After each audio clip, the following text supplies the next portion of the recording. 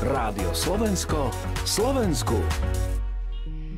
Najbolestnejšie je vidieť, trpieť tých najmenších, ako sú deti, pretože ešte nevedia povedať, čo ich bolí a čo ich trápi. A to je príbeh aj malej Emky, za ktorou sme dnes prišli do Prievidze. No, Emka sa narodila predčasne v 25.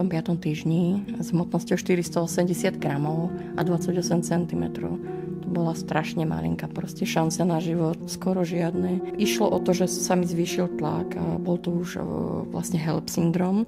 Bola som prevezená do Bojnic, do nemocnice. Tu nie sú na to špecialisti, tak samozrejme rovno do Martinskej nemocnice univerzitnej. Tam sa snažili ešte celý ten deň teda znížiť tlak, ale už sa to nedalo. Tak vlastne povedali, že idú zachrániť mňa.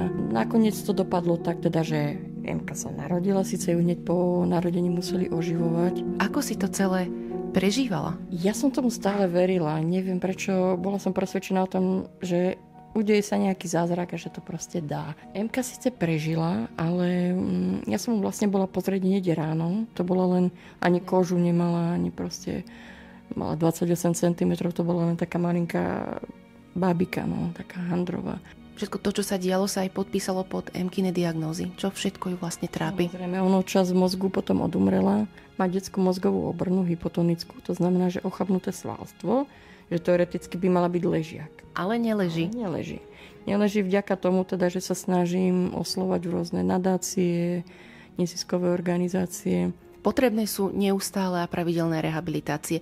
Koľko taká nejaká rehabilitácia stojí, ktorú Emka potrebuje, ako často ich potrebuje? Keď sa bavíme o tejto jednej konkrétnej, že len čisto cvičenie, tak to máme nejakých 700 eur mesačne, plus benzín, plus sú rôzne terapie. No chodíme na také, ako nám to vyjde.